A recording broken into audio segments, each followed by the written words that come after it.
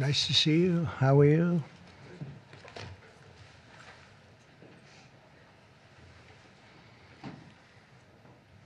We have a lot of athletic talent and great people behind me. And they're going to do some very important things for our country.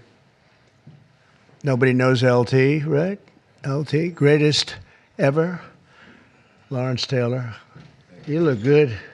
You could play right now, I think, LT. You only look that way.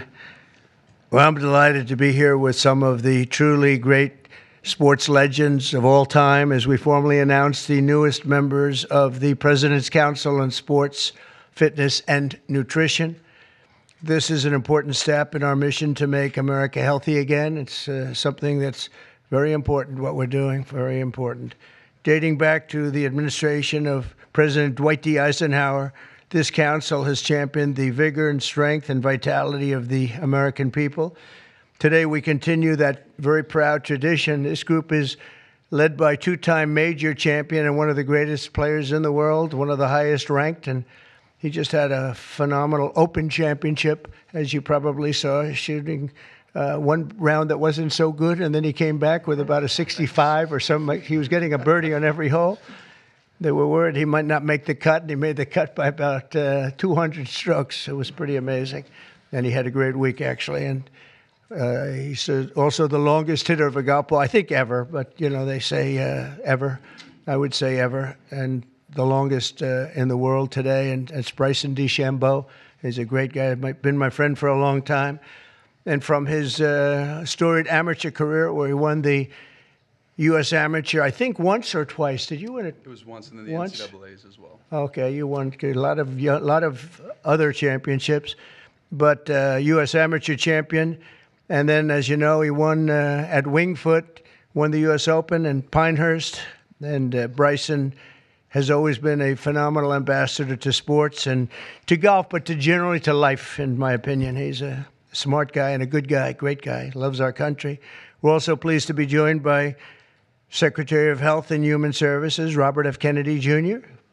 Bobby, you do a great job. He's got some big things happening, and he's got some big statements to be made very shortly in terms of, over the next few months, in terms of what they've been doing and finding answers to some very, very important questions. Secretary of Education, Linda McMahon, who's phenomenal, wherever you may be, Linda. Hi, Linda. What are you doing back there?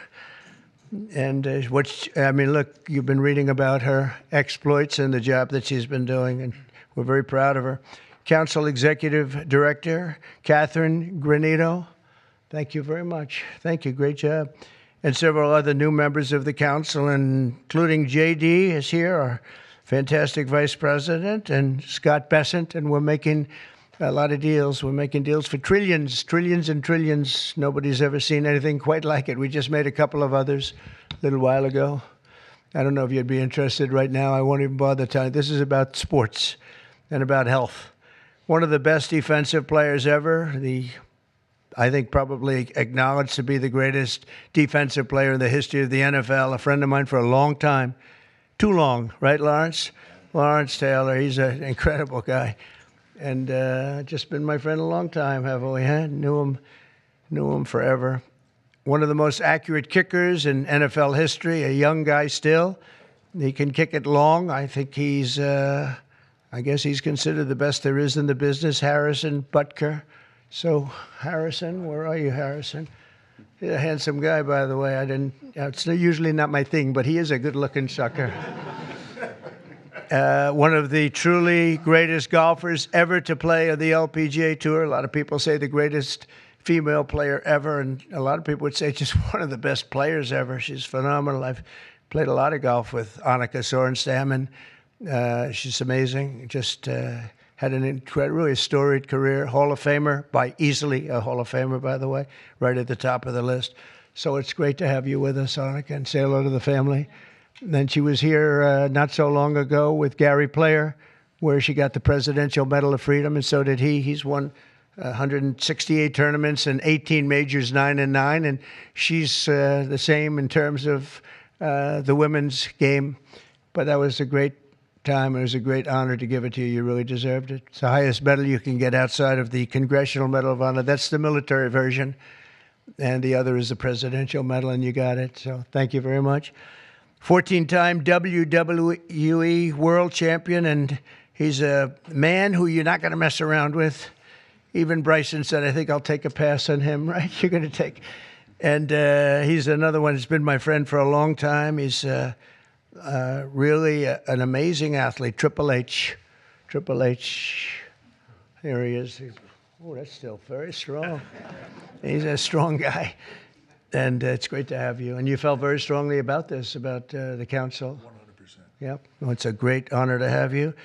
Offensive lineman, NFL, very respected, very smart. Cody Campbell. Thank you, Cody, very much. Thank you very much. In addition to the people here, we have other council members that want to just pay their respects. One of the greatest players and athletes ever. You could say, when you look at records, there's probably nothing like it.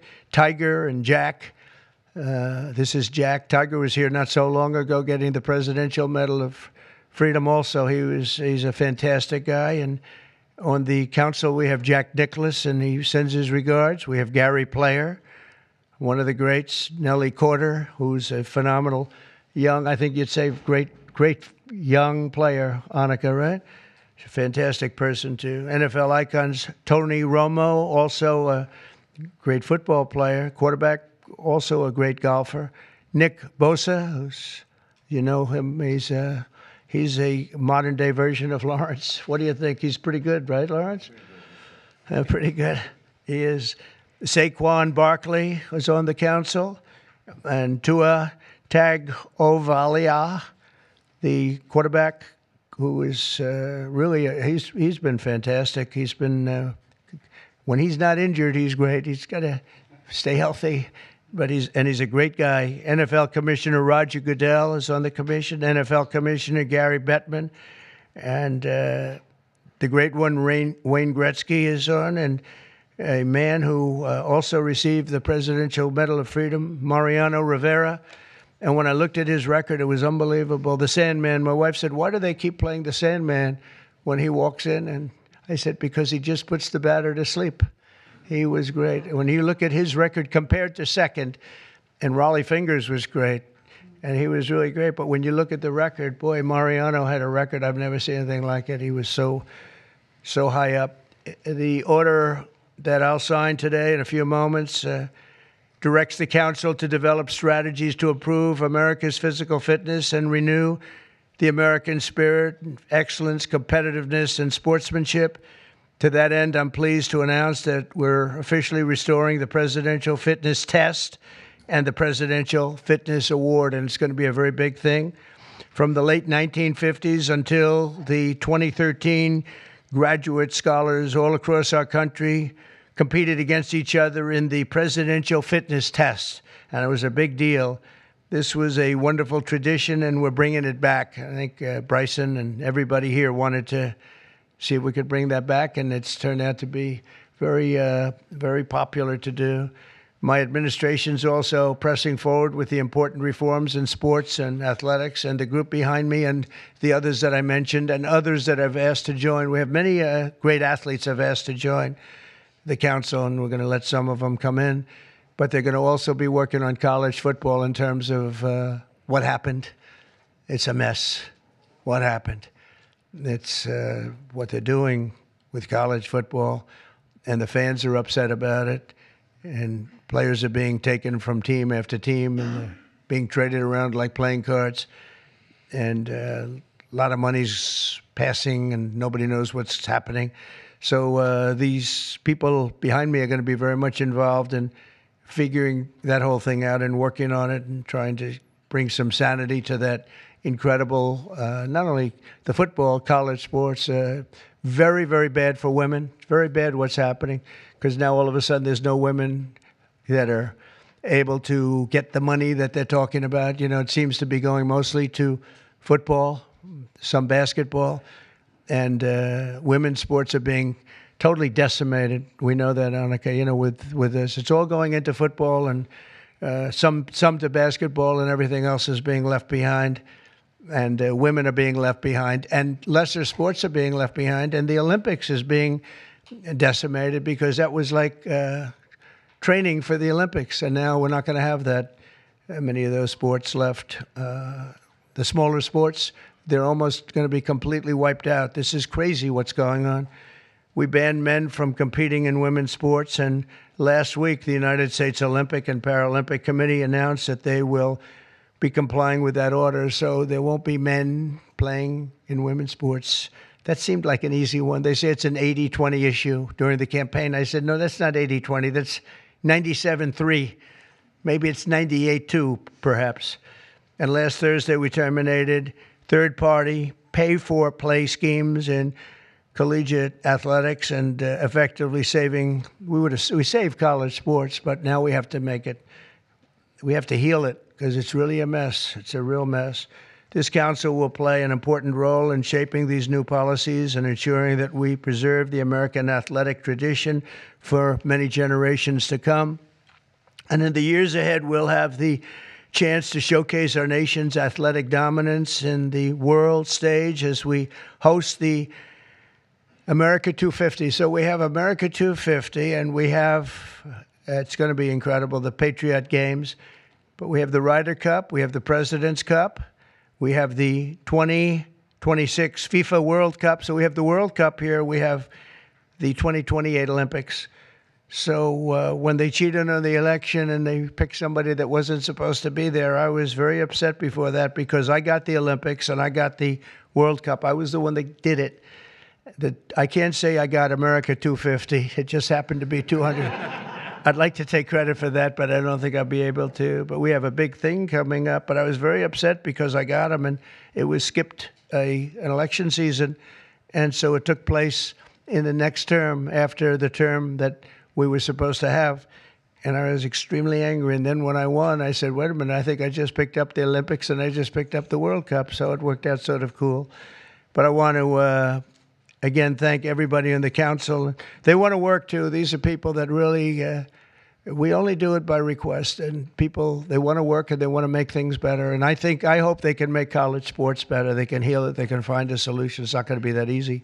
But you have a lot of smart people. So I'd like to begin by introducing Bryson to say a few words. And then we'll have Triple H, and we'll have a couple of other people say something. And then I'm going to sign that good-looking couple of pieces of paper. And it means a lot. It's going to be a very important council, and thank you all for being here. Bryson, please. Thank you, everybody, for being here. And first off, I'd like to say thank you to President Trump and Vice President Vance for your support and this initiative and council. And to be honest, I never would have thought that this opportunity would have been here right at our doorstep. We have an opportunity at being the 70th anniversary of the President's Council on Sports, Fitness, and Nutrition to literally change the fabric of kids' lives. And our first initiative is to bring back and reignite the President's Fitness Test, and then also reestablish some key other metrics on guidelines around building some communities, and also, again, with the President's initiatives around college, we think we can help in that regard too. But we've got a great established council with us that we believe we can change the fabric of our communities and kids' livelihoods for the future generations that are to come.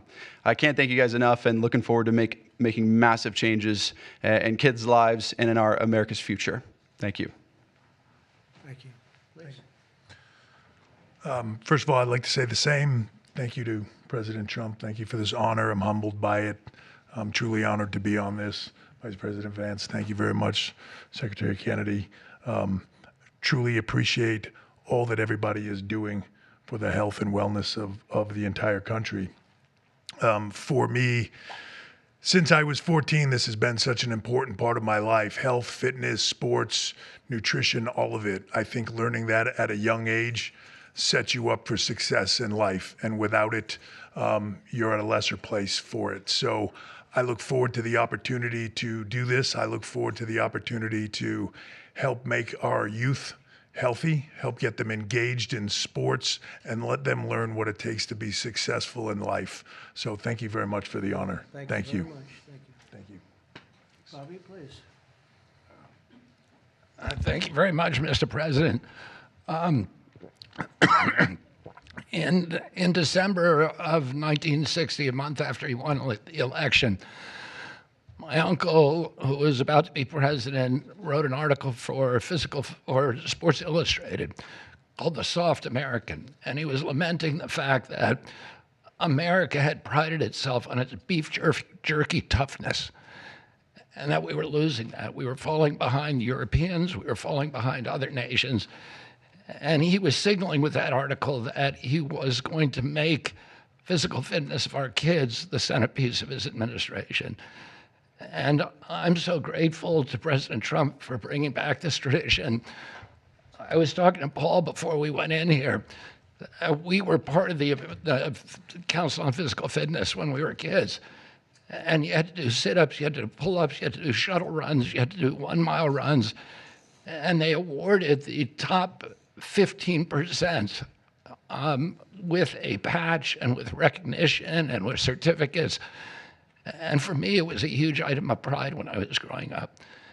And we need to reinstill that spirit of competition and that spirit and that commitment to nutrition and physical fitness. And I'm so grateful to President Trump for your leadership in bringing this back for our country. Thank you very much. Anna, representing the great women in sports, please. Thank you. Thank you, Mr. President, Vice President Vance. This is truly an honor. I want to thank the team behind me here for giving us trust to be able to do this. Sport has always been part of my life, and the importance of living a healthy, active lifestyle cannot be any more important than nowadays. So thank you for the trust, and I can't wait to get to work to make a difference in kids' lives, but also in people's lives. I think the time is so important. Obesity is the highest it's ever been. Mental health, as we all know, the need ought to be tackled. So thank you for the trust, and look forward to going to work with the team behind me. Appreciate it. Thank you, Donna. Lawrence, you want to say a few words? Come on up. Come on. He's a little shy, but once he gets going, nobody can stop. Oh, no, that don't stop. I'm just proud to be on this team. I don't know why. I don't know what we're supposed to be doing, but I'm here to serve, and I'm here to serve you. Okay, so I'm going to do the best I can for as long as I can. Thank you very much. Nobody like him. Come on, young superstar. Obviously very excited to be here. Thank you, Mr. President, for allowing me to serve on the council. Just excited to do my part to help make America healthy again, to help our youth be healthy and thrive and grow up and be great citizens of this country and be great family members and contribute to this great country. And I think you have to be strong in mind, in body, and soul. So thank you so much for allowing me to be here. Thank you. Thank you very much. JD? Okay, sure, sir. Well, thank you all, and thanks to the president for setting up this important commission. Thanks to all the great athletes for lending their credibility to it. I think all of us who have young kids at home just know that kids are healthier, they're happier, they do better when they're out there, they're being active, they're playing in sports, they're hanging out with their friends. I think all of us have thought at one point in the last few years that kids spend a little too much time on their phones, maybe a little bit too much time in front of the TV, and we just want kids to do better. We want them to be healthier, we want them to be happier, and we know that getting out there, playing in sports, and being active and healthy and physically fit is a critical part of this. So all due credit to the President and Secretary Kennedy's leadership. This is all about just making our kids better citizens, better people, and happier in their daily lives. And I think this is a great team to get it accomplished. Thank you, sir. Okay, let's sign this. Linda, come on. We'll sign this for Linda. She's doing pretty well, right? Linda's amazing. Good job.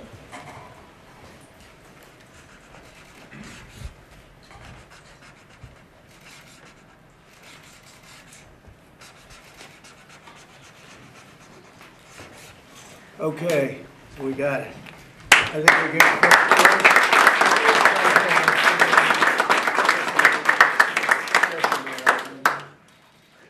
Okay, we'll pass them around, I guess. Okay, here you go. Thank you. Okay. That is not signed with an auto pen. There's no auto pen. We don't want auto pens in the White House. Okay? Any questions, please? About it? I think probably. Mr. President, what has sports meant to you? And did you have a sports hero growing up?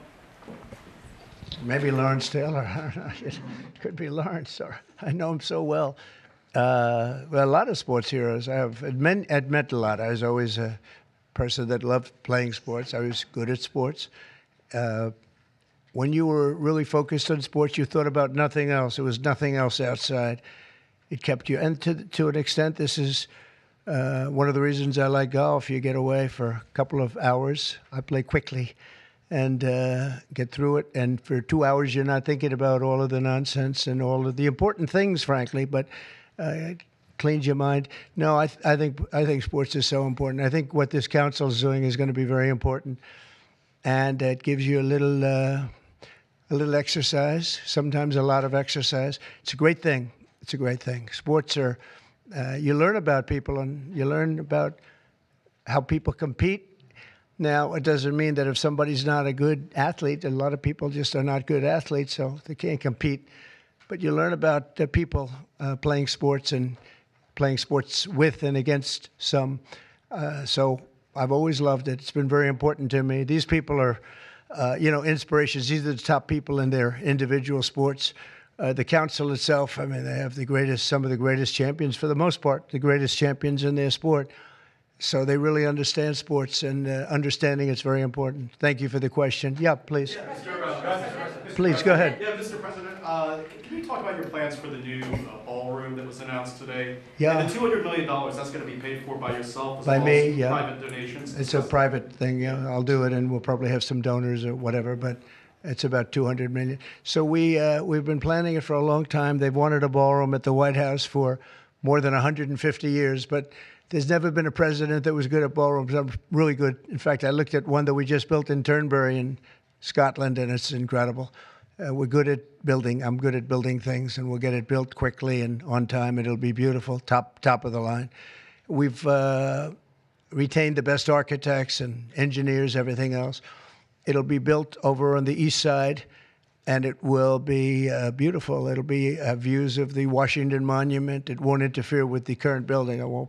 It'll be near it, but not touching it, and pays total respect to the existing building, which I'm the biggest fan of. It's my favorite place. I love it.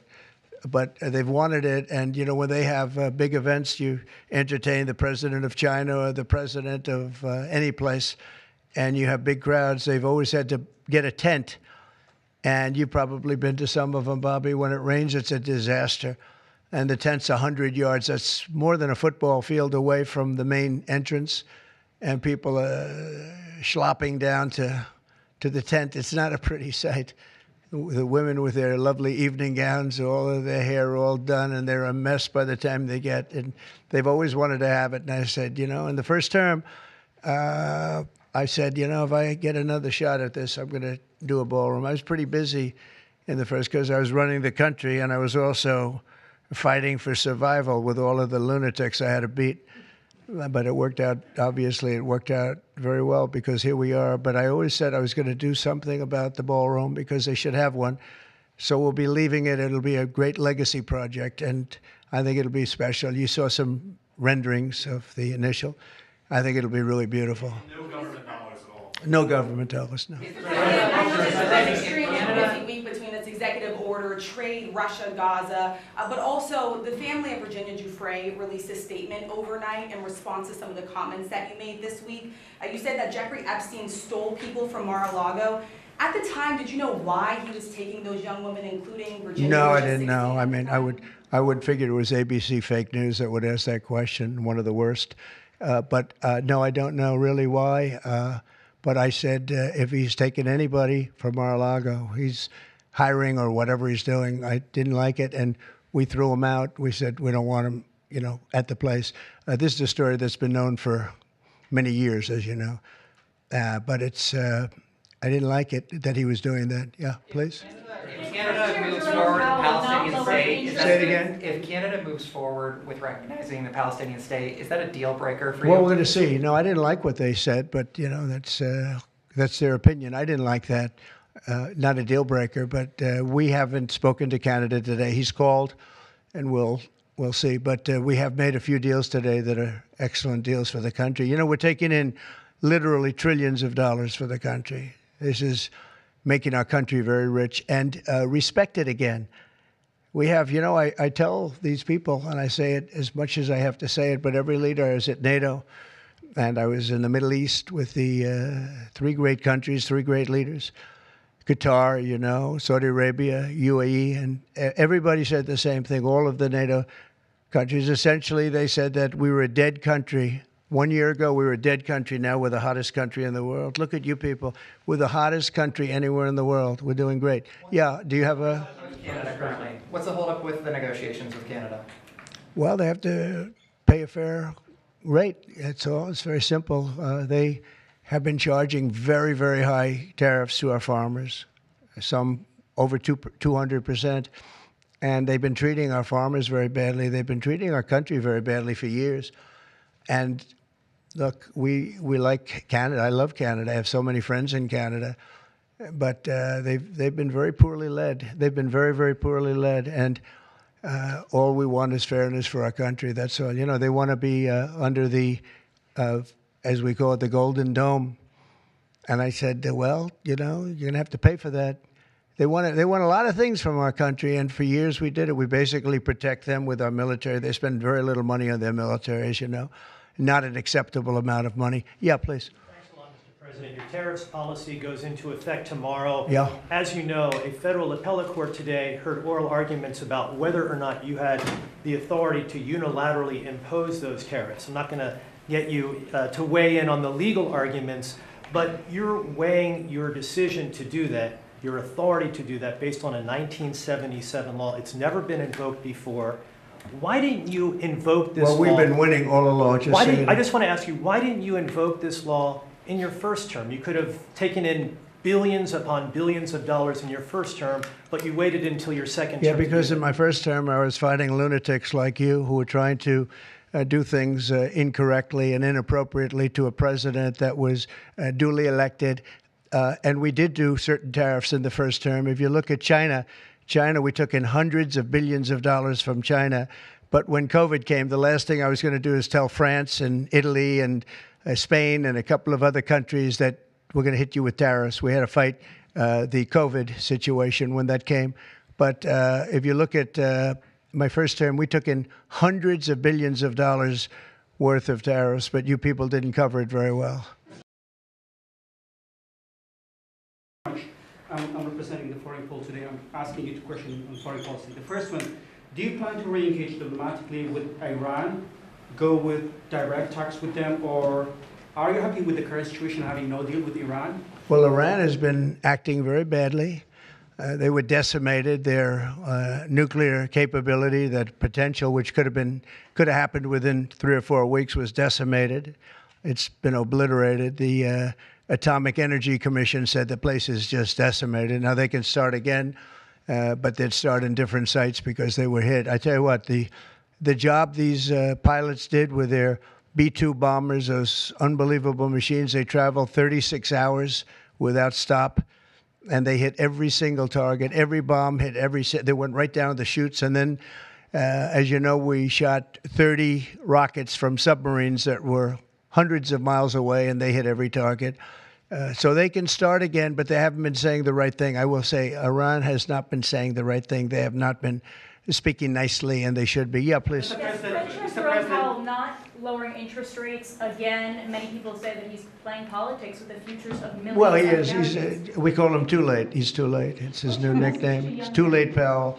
He's a terrible Federal Reserve Chairman. Not only that, he's building a building. He's at $2.9 billion. It's actually 3.1 if you include other areas that are essentially the same thing. way over budget, has no idea what he's doing. And I would say he's probably good at that compared to what he does with interest rates. But, you know, we have him there, and it was a mistake. I put him in, and then Biden extended him. And Biden only extended him because he knew I couldn't stand him.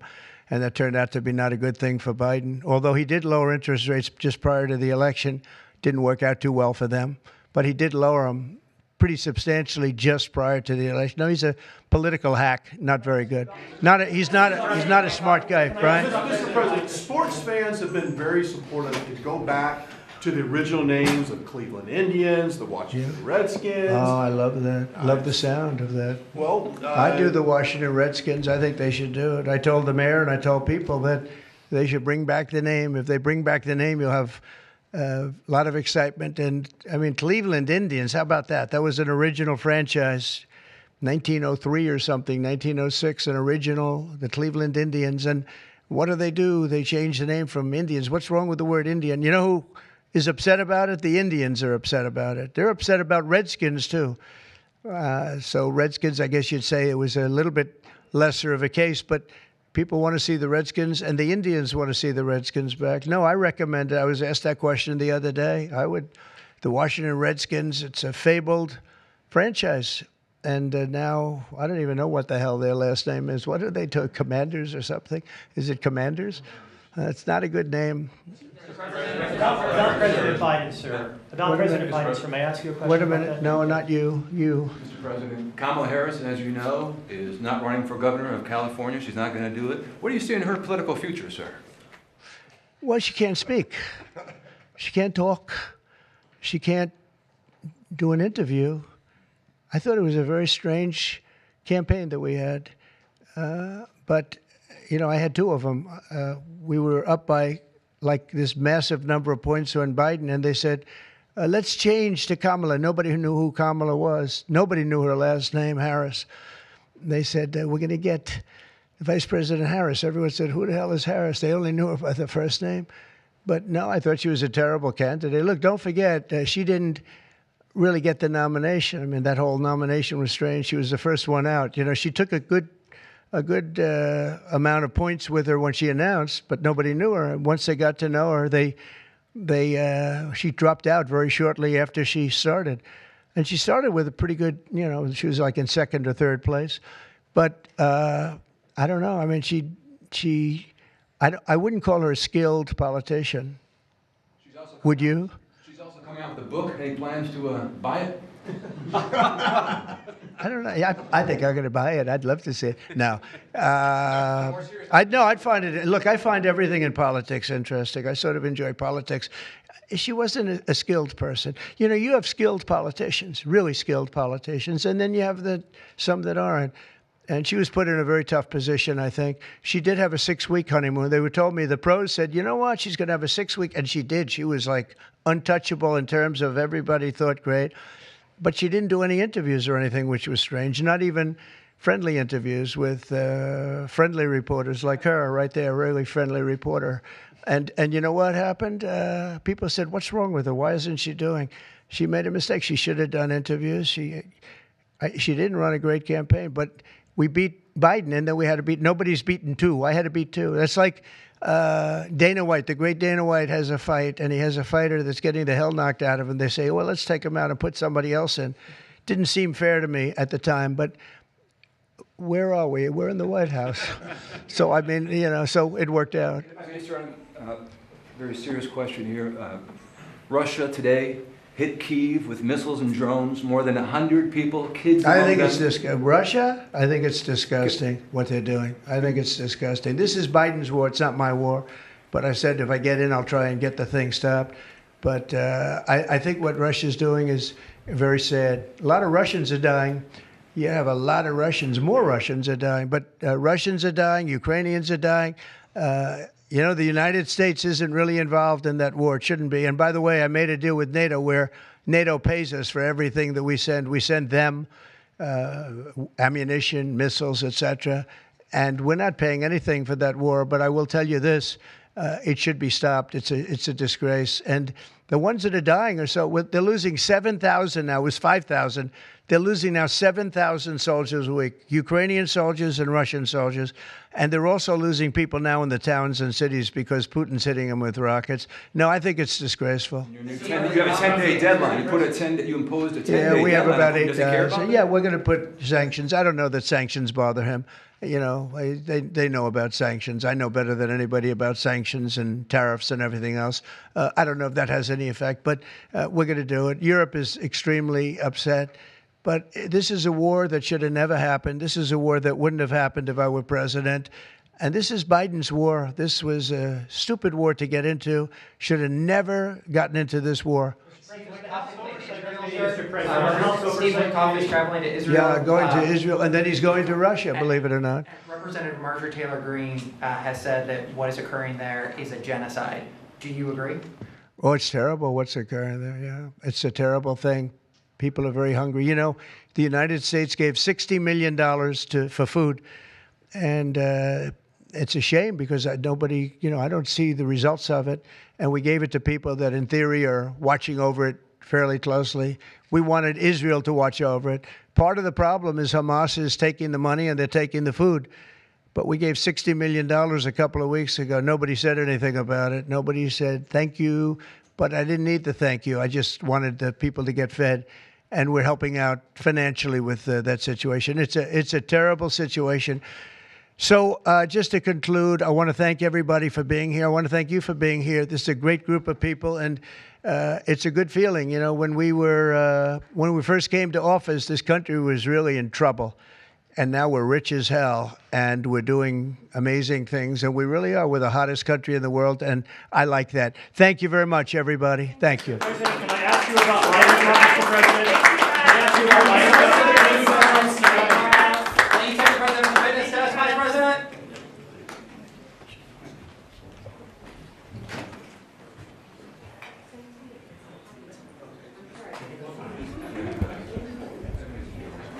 All right, thanks, guys.